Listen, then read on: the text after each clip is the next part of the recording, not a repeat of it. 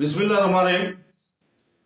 शुरू करता हूँ अल्लाह के पाक नाम से जो बड़ा मेहरबान निहायत रहने वाला है। दोस्तों, बहनों, भाइयों और बुजुर्गों, आज हम इस मालूमाती वीडियो, इस्लामी तारीख की मालूमाती वीडियो सिलसिलावार में, इसका सिलसिला की तारीख किस्त नंबर 23 है आज, जिसमें हम मुसलमान मुफक्करों के कारनामों को बयान करेंगे। तो दोस्तों, बहनों, भाइयों, बुजुर्गों, कुरान मजीद के जरिए अल्लाह ताला ने इंसान को इंसानों और जमीन की कुंजियां अता कर दी हैं। क्या तुम लोग नहीं देखते कि अल्लाह ने जमीन और आसमान की सारी चीजें तुम्हारे लिए मस्कर कर रखी हैं। सूरह लकमान आयत नंबर 20। अपनी तारीख के सुनहरे दौर में मुसलमानों ने इन कुंजियों का इस्तेमाल फितरत के असरार और रमूज को खोलने के लिए इस्तेमाल किया और एक ऐसी अला तहजीब की तख्लीक की जिस पर दुनिया आज भी तवज्जुह करती है। लेकिन वो इसके बाद खुद अपने और दूर से बाहर हो गए।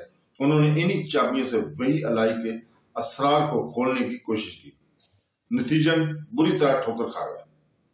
अक्सर इसका रद्द अमल तशद्दुद से भरा है।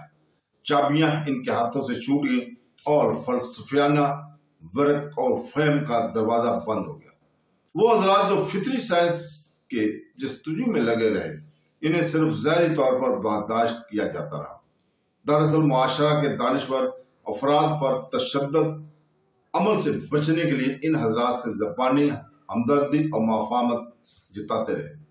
नतीजा ये निकला कि फितरत ने खुद मुसलमानों के लिए अपने दरवाजे बंद कर दिए। इस तरह दुनिया के खजाने मुसलमानों के हाथों से निकल गए और दूसरी तहजीबों की तरफ मुंतकिल हो गए। इस्लामी तर्ज फिक्र इब्तिदा में मुकम्मल और जामिया थी। इसने फिक़ह, कलाम, मंतक, तसूफ, सियासत, समाजियात, साइंस और टेक्नोलॉजी के गले से लगा दिया। इसका तरीकाकार बैक वक्त अक्लियत पसंद भी था और तजर्बाती भी था, लेकिन हमेशा इसकी बागडोर तौहीद के हाथ में ही रही। तौहीद की असल रूह ही से इसका नाता बरकरार रखा गया। इससे बिल्कुल हटकर इसको नहीं होना चाहिए और ना हुआ। बगदाद में बनु अब्बासिया खिलाफत के 500 साल दौर में, यानी 750 ता 1258 तक, मुसलमानों ने फितरत के असार को समझने के मुतालिक इंतहाई बुनियादी अहम और कारम गोशों को उजागर किया और उन्होंने फितरत पर इल्म के जरिए काबू पाने की कोशिश की। इसके लिए उन्होंने ना तो अंधे अकायद का सहारा लिया और ना ही ज़ाइफ़ुल क़दी का। इस तरह साइंस को मुसलमानों से जो भी फजीलत मिली, इसने खुदा की तख्लीक करदा कायनात और इंसान के बामी रिश्ता के मुतल्लिक़ इन पर बुनियादी नजरियात को ही तब्दील कर दिया, जो कि इस जमाने में मरूज थे। साइंस और रियाजी यूं ही खला में परवान नहीं चढ़ते, वो तो इन दानिश्वर ज़हनी अफकार के चौखट से नशोनुमा पाते हैं जो मजहब अकायद से मुतासर हैं। मजहबी अकायद इंसान की मुशाहिदा फितरत के अंदर नजर को मुतासर करते हैं। मिसाल के तौर पर मुसलमानों ने लामतानी का नजरिया पेश किया, इसलिए कि वो अल्लाह ताला की जात को मारवाए अदारक समझते थे। एक ऐसी तहजीब जो खुदा को अदारक के दायरा के अंदर ही मानती है, लामतनाही के इस तशव्वुर को पेश नहीं कर सकती थी। मुसलमानों ने अलजबरा की इजाद की इसलिए कि इनका अकीदा है कि फितरत के बेशुमार नक्श इन गलत नमूनों का आखिरकार वहदानियत की सरचश्मे से ही उभरते हैं। इसी तरह अमेरिका की माया और हिंदुस्तान के हिंदू ने अपने तौर से सिफर की इजाद की। हिंदुओं के कामयाब होने का सबब जिंदगी और मौत के दायरे के मुताबिक इनका अकीदा है। वो यकीन रखते हैं कि हर दायरा के दरमियान एक आराम का वक्फा यानी शून्य होता है, जो अरबी में सिफरा और अंग्रेजी में जीरो बन गया। अमेरिकियों की महान कि सफर का तस्वुर मौसमियात की तखय्युर के चक्कर या दायरा पर था। ये अमेरिका के अव्वलीन मकामी कबीलों के पर बीच मनक्श करदा दायरों से पूरी तरह वाज़ा हो जाता है। इसे अमेरिका के जुनूब मगरबी इलाके में पेट्रोग्राफ्स के नाम पर देखा जा सकता है। इस वीडियो में हम इन मुसलमान मुफक्करों को खराज अकीदत पेश करेंगे जिन्होंने इंसानी तहजीब और तमद्दन के बढ़ते कदम को एक नई जद बख्शी, एक नया रुख عطا کیا۔ ان دانش وروں نے نہ صرف اسلامی تہذیب کی آبیاری کی بلکہ انسان کے علم کے خزانے کو مالا مال کیا۔ اس علم کی اس مشل سے دوسری تہذیبوں کو بھی رہنمائی دی۔ محمد بن موسیٰ الخوارزمی جن کا انتقال 840 میں ہوا، خلیفہ مامون کے دور میں باقید حیات تھے۔ یہ دور جو کہ اسلامی سائنس کے بام عروج کا تھا، انہوں نے یونانی اور ہندوستانی ریاضی طرز فکر کے علوم کا انضمام کیا اور علم حساب کو اپنا ہی ایک الگ اور الگ طریقہ کار عطا کیا۔ انہوں نے حسابی تحلیل تزلی طریقہ کار کا ایجاد کیا، جس کی وجہ سے دنیا اسے آج بھی ادب سے خراج عقیدت پیش کرتی ہے۔ آج بھی یہ عمل الگورتھمس کہلاتا ہے۔ اس طرح الخوارزمی الجبرا کا مجد اور آقا کی حیثیت سے مشہور ہے۔ انہوں نے مرتبی مساوات کا تحلیلی حل بھی پیش کیا اور علم مثلث عدد، علم مماس کا ارتقا کیا، حساب تفریقی کا تصور پیش کیا، فلکیاتی پہاڑے کو نشمان دیا، گھڑیوں اور اسٹرونولائی کے سلسلے میں تحقیقات کی۔ خلیفہ مامون نے کرۂ ارض کے قوس کی درجہ کا زاویہ ناپنے کے لیے سائنسدانوں کی ایک جمعیت ترتیب دینے کا حکم دیا تھا۔ خود خلیفہ اس سائنسی جماعت کا بھی ایک رکن تھا۔ علی بن رباح الطبرہ انتقال 870 یہودی والدین کا بیٹا تھا۔ انہوں نے اسلام قبول کیا۔ آگے چل کر یہ اس کلاسیکی دور کا انتہائی سربراہ طبیب یعنی ڈاکٹر بنا۔ انہوں نے اپنے دور تک دنیا بھر میں جاری وسائل طبی معلومات کا ایک موزون علوم ترتیب دیا جو کہ 7 جلدوں پر محیط ہے۔ انہوں نے الطبرہ نے طبی اصول، علم تشریح الاعضاء، علم خوراک، انسانی جسم کے اعضاء کے مختلف بیماریوں اور ان کی وجوہات، ذائقہ اور رنگ، مورفر دعائیں، طب اور موسم کا صحت پر اثر جیسے موضوعات کو بھی ترتیب دیا۔ ایروکدیک یعنی ہندوستانی طب پر بحث کرتے ہوئے اسے یہاں شامل کیا گیا۔ یعقوب ابن اسحاق الکندی جن کا انتقال سن 873 میں ہوا، خلیفہ مامون کے دربار سے وابستہ تھے۔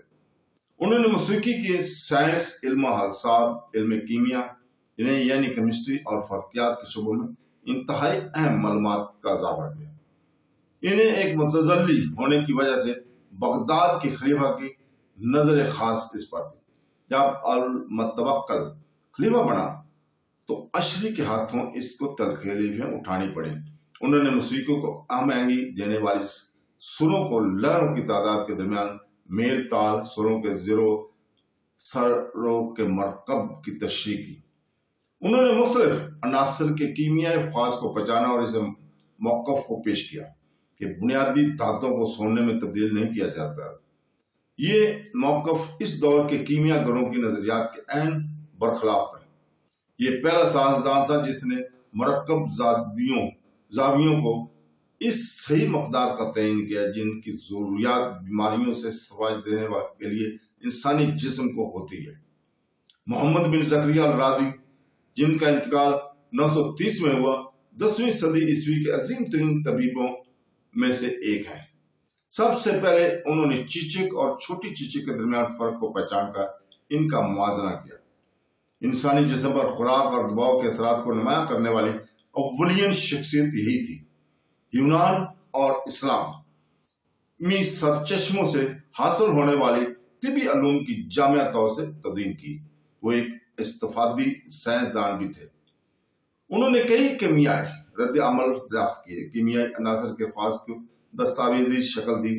انہوں نے نامیاتی علم کیمیا اور غیر نامیاتی علم کیمیا کو الگ شعبوں کی شکل عطا کی۔ سب سے پہلے انہوں نے گندھک کا تیزاب تیار کیا۔ انہوں نے اپنے وسیع کیمیاوی عمل کا مرکب دواؤں کے واضح کرنے اور انہیں منضبط کرنے کے لیے استعمال کیا۔ رازی ایک متزلی تھا۔ ان کا نظریہ یہ تھا کہ خلا اور وقت دونوں کو دواؤں حاصل ہے۔ دوسرے متزلیوں کی طرح اس دور کے عام مسلمان اس کو بھی شک بری نگاہوں سے دیکھا کرتے تھے۔ ابو الحسن المسعودی یہ 957 میں ہوا اسلام کا پہلا مشاہدتی طریق دان تھا۔ یہ ایک متزلی فلسفہ دان تھا۔ کیرلا میں بنو فاطمہ کے دربار کا خدمت گزار تھا، جہاں اقلیت پسندوں کا بغداد کے بنو عباس کی بنسبت زیادہ کھلے دل سے استقبال کیا جاتا تھا۔ انہوں نے ایران، ہندوستان، سری لنکا، ملایا، چین، مڈغاسکر، مشرقی افریقہ اور شمالی افریقہ کے اندرونی علاقوں کا دورہ کیا اور وہاں کے لوگوں اور علاقوں کے متعلق اپنے مشاہدات اور تجربات کو 20 زیغم جلدوں کے ایک دستاویزی شکل عطا کی۔ انہوں نے تاریخی عمل پر اپنی تنقیدی جائزوں کو بھی قلمبند کیا اور 500 سال بعد آنے والے مغرب کے عظیم فلاسفر ابن خلدون کے منزل کی نشاندہی بھی کی۔ ابو علی الحسن ابن سینا، جن کا انتقال سن 1037 میں ہوا، قرون وسطی کا ایک شیعہ عظیم ترین سائنسدان تھا۔ اس کی پیدائش 980 میں بخارا کے قریب ہوئی۔ بچپن ہی سے وہ ذہین اور وطین طالب علم تھا۔ 17 سال کی عمر کو پہنچنے سے پہلے ہی انہوں نے فلسفہ، طب، ریاضی اور قرآنی سائنس یعنی علم فقہ پر عبور حاصل کیا۔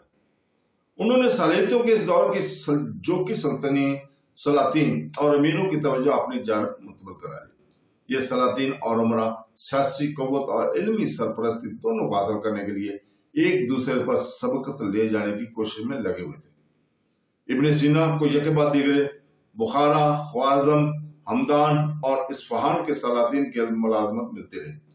وہ اپنے بہترین یادگار کارنامے قانون فی الطلب کے لیے دنیا سائنس میں مشہور ہے، جو کہ اس دور کے تمام طبی علوم کا ایک انسائکلوپیڈیا ہے۔ قانون کا لاطینی زبان میں ترجمہ کیا گیا اور 600 سال تک یہ کتاب یورپ کی یونیورسٹی میں اہم ترین مرکزی درسی کتاب کی حیثیت سے پڑھائی جاتی رہی۔ علمی دنیا کی اس کی اولین اور اہم ترین دین کی کافی طویل فہرست میں مندرجہ ذیل جو ہم بیان کر رہے ہیں علوم اور سرچ اور تحقیقات بھی شامل ہیں۔ متعدی بیماریوں جیسے دق کو تسلیم کرنا، طبی دوائیوں کی پہچان اور ان کی فہرست تیار کرنا، غذا اور پانی کے ذریعے بیماریوں کا پھیلنا، سمانی صحت اور دماغی صحت کے درمیان کے رشتہ، طبی دوائیوں کی شناخت اور ان کی فہرست تیار کرنا، دماغی بیماری کی شناخت، بچوں کی صحت کی تشخیص، یہ سب اس میں شامل ہے۔ تو دوستو، روشنی کی رفتار کے مختلف نظریات کو تشکیل کی انہوں نے قرآنی احکامات اور مشاہداتی اقلیت پسندی کے درمیان رشتہ استوار کرنے کی کوشش کی۔ رازی کی اقلیت پسندانہ نظریات کو بعد میں آنے والی مسلمان نسلوں نے کفر اور بدعت قرار دے دیا، اس لیے اس کے اثرات ایشیا کا زیادہ تر مغرب میں پائے جاتے ہیں۔ ابو ریحان البرونی، جس کا انتقال سن 1045 میں ہوا، یہ اسلام کے عظیم مورخوں اور جغرافیہ دانوں میں سے ایک ہیں۔ یہ خراسان میں پیدا ہوئے۔ عمر کی ابتدا میں ہی انہوں نے علم طبیعیات، فزکس، علم ریاضی اور علم الکلام پر عبور حاصل کر لیا۔ بہت جلد انہوں نے سلطان محمود غزنوی کی توجہ اپنی جانب منتقل کرا لی۔ ہندوستان پر حملے کے دوران سلطان نے انہوں کو اپنے ساتھ رکھا۔ البرونی کا مشاہدہ بہت تیز تھا۔ انہوں نے ہندوؤں سے علم ریاضی حاصل کی، یہاں کے مذہب، فلسفہ اور سماجیات کا گہرا مطالعہ کیا اور ان مشاہدات کو اپنی مارکہ تصنیف کتاب الہند میں قلم بند کیا۔ ہندوستان کے قرون وسطی کے متعلق تمام معلومات اور علوم کا ذریعہ تقریباً البرونی کی یہی تصانیف میں پایا جاتا ہے۔ ہندوستان سے واپسی کے بعد انہوں نے قانون مسعودی تصنیف کی، اس میں انہوں نے ہندوستان اور یونانی علم حساب کے درمیان رابطہ پیدا کیا۔ انہوں نے ہندوستانی عادات کی طریقہ کار پر بحث کی اور شاعری کے فائدہ مند ہونے کی جانب نشاندہی کی۔ وہ علم فلکیات میں تجرباتی طرز کا موجد ہے۔ انہوں نے اس بات پر زور دیا کہ ستاروں کی رفتار کو مشاہدے کے ذریعے جانچا جانا چاہیے انہوں نے زمین کے گھومنے کے متعلق سری بحث کی اور کئی شہروں کا طویل بلند اور عرض بلند کا بالکل صحیح حساب کیا۔ انہوں نے آواز اور روشنی کی رفتار کا موازنہ نہ کرتے ہوئے اس کے بارے میں متعدد بحث کی ہے اور مختلف کنوؤں کے درمیان پانی کے بہاؤ کے لیے آبی مرکبات کے ذریعے ثبوت فراہم کیے۔ آگے چل کر ہم بتائیں گے کہ انہوں نے ہندوستانی ایزرک دعاؤں اور مروجہ عربی طب دونوں میں اشتراکیت کی ابتدا کیا ہے۔ غیاث الدین ابو الفتح عمر الخیام، جن کا انتقال 1123 میں ہوا، خراسان کے نشاپور میں پیدا ہوئے۔ اسلامی دنیا کے مشرقی علاقوں میں واقع علم و ادب کے گواروں جیسے نشاپور، سمرقند، بخارا اور اصفہان کا سفر کیا اور علم حاصل کیا، اور اپنے دور کے عظیم ماہرین ریاضیات اور مادی فلکیات میں سے ایک تھے۔ ان کا عظیم کارنامہ تھا جلالی کیلنڈر کی ایجاد، جو حالیہ سالوں تک اسلامی دنیا میں استعمال میں رہا ہے۔ عمر خیام کا ایجاد کردہ کیلنڈر آج دنیا میں استعمال ہونے والے گریگوری کیلنڈر سے زیادہ صحیح اور درست ہے۔ الجبرا اور اقلیدس جیومیٹری کے دونوں طریقہ کار کو برائے کار لاتے ہوئے انہوں نے تیسرے درجہ کے ہندسوں کا گہرا مطالعہ کیا اور ان کا جواب اور حل بھی پیش کیا۔ عمر خیام بنامل ایکسپریشن کا موجد ہے اور بنامل شکل ہندی کی تشکیل اسی نے کی ہے۔ انہوں نے مختلف مادوں کو درمیان متناسب وزن پر تجربات کیا اور مختلف مادوں کا بالکل ٹھیک وزن مخصوص دریافت کیا۔ لیکن آج دنیا بھر میں عمر خیام اپنی رباعیات کے لیے مشہور ہے۔ 19ویں صدی عیسوی میں انگریزی میں ان کے ترجمہ کے بعد اس کی شہرت دنیا میں پھیل گئی۔ یہ رباعیات آئینہ ہے عمر خیام کے انتہائی گہرے احساسات کا فہم اور ذکا کا آئینہ ہے، اسلامی تصوف کی روح۔ ابو عبداللہ محمد الدرسی، جن کا انتقال 1166 میں اسپین کا رہنے والا تھا، انہوں نے قرطبہ میں علم حاصل کیا۔ اس کا بڑا پرشوب زمانہ تھا جبکہ صلیبیوں نے اسپین، فلسطین اور شمالی افریقہ پر حملے شروع کر رکھے تھے۔ خصوصیت کے ساتھ اسی وقت سسلی اور جنوبی اٹلی مسلمانوں کے ہاتھوں سے نکل کر عیسائیوں کے قبضے میں آ چکے تھے۔ عربوں کے علم کی شدید مانگ تھی۔ سسلی کے بادشاہ روجر دوم نے آگے بڑھ کر کئی مسلمان سائنسدانوں کو اہم عہدے دیے، ان میں سے ایک الادریس بھی تھا۔ اسی وجہ سے اس کو اپنے وقت کے اکثر مسلمانوں کے غیظ و غضب کا سامنا کرنا پڑا، جو یہ سمجھتے تھے کہ اس کی وجہ سے دشمن کو آسانی ہو رہی ہے۔ الادریس جغرافیہ کے میدان کا شہسوار تھا۔ انہوں نے یہاں کئی کارنامے انجام دیے۔ انہوں نے ایشیا، یورپ اور شمالی افریقہ کے بارے میں تمام معلومات جمع کی اور ایک ایسے نقشہ کی تشکیل دی جو کئی صدیوں تک ایک اعلیٰ معیار مانا جاتا رہا۔ انہوں نے اس کے علاوہ انسانوں، درختوں، جانوروں اور موسمیات کا بھی باریک بینی سے مشاہدہ کیا۔ ان کے ادوار فضائل کا گہرا مطالعہ کرا۔ انہوں نے درختوں کے طبی خصائل کا فوائد کے متعلق چھان بین کی۔ یونان، ہندوستان، ایران اور افریقہ سے ان کے متعلق ضروری جانکاری حاصل کر کے ان معلومات کو اکٹھا کیا اور قدرتی دواؤں کے ذریعے بیماریوں کا علاج کے لیے انتہائی قابل قدر کارنامہ انجام دیا۔ عبدالوحید بن محمد رشد، جن کا انتقال 1198 میں ہوا، دنیا کا وہ عظیم ترین فلاسفر ہے جسے ارسطو کے بعد دنیا نے جانا اور پہچانا۔ انہوں نے اسپین کے ایک علمی خاندان میں جنم لیا۔ اس دور کے اعلیٰ دانشوروں نے حاصل کیا تاکہ قرطبہ کی سب سے بہترین لائبریری تک ان کی رسائی تھی۔ اس وقت اسپین شورشوں میں گھرا ہوا تھا۔ انہوں نے ابن رشد نے مراکش کے شاہ ابو یعقوب کے دربار میں اپنے کام کاج کا منتقل کیا۔ انہوں نے کئی اقلیت پسند نظریات سے شاہ مراکش ناراض ہوا تھا، ان کی کتابوں کو جلا دیا اور ان کے دربار میں آنے پر پابندی لگا دی۔ ارسطو کے بارے میں ابن رشد نے جو تبصرے کیے ہیں، انہی تبصروں کی وجہ آج دنیا اسے جانتی ہے۔ یہ تبصرے 3 مختلف سطحوں پر لکھے گئے۔ اول ایک خلاصہ، دوسرے درمیانی نقاب کشائی اور تیسرے مکمل جامعہ تبصرہ۔ اس کی کتابوں کی لاطینی زبان میں تراجم ہوئے۔ اقلیت پسندانہ نظریات کو مغرب تک پہنچانے کا ذریعہ ابن رشد ہی تھے۔ اسلامی دنیا جو معتزلہ کے چند ایک کیسے تو بدن تھی، اب اس نے ابن رشد سے بھی منہ پھیر لیا۔ یہ عظیم انسان اسلامی دنیا میں اپنے سائنسی کارناموں کے علاوہ معتقدہ التصنیف تحفظ کی وجہ سے مشہور ہے، جو کہ امام غزالی کی تحفظ فلسفہ کا پر ایک مناظرہ ہے۔ ابن رشد نے مسلمانوں میں سائنسی اور فلسفیانہ فکر کی شمع روشن کرنے کی کوشش کی، لیکن مسلمانوں نے اس سے منہ موڑ لیا اور تصوف کی باطنی دنیا میں غرق ہو گئے۔ اسی روحانیت میں انہوں نے قوت حاصل کی اور اسی میں سکون کی دنیا ڈھونڈ نکالی۔ ابن رشد نے فلسفہ کے علاوہ علم طب پر 20 کتابیں لکھی اور سائنسی میدان میں بے شمار کارنامے انجام دیے۔ ناصر الدین توسی، یہ توسی ایک فلاسفر بھی تھا، متکلم بھی اور طبیب بھی۔ اس کی تصنیف ایک اخلاق کے ناصری نے اسلامی تہذیب و تمدن پر گہرا اثر ڈالا ہے۔